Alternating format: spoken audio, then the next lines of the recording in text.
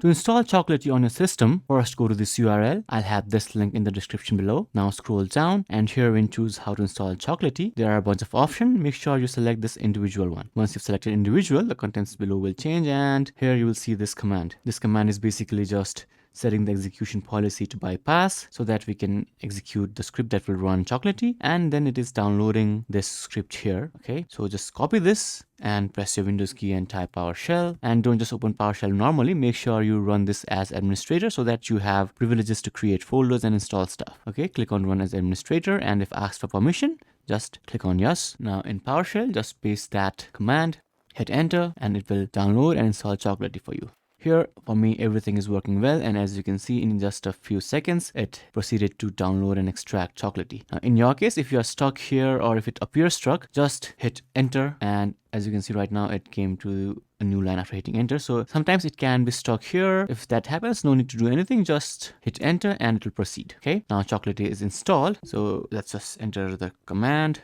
choco version, and as you can see, Chocolatey version 2.7.0 is successfully installed, and now you can use Chocolatey as you want. If you have any questions, let me know in the comments below.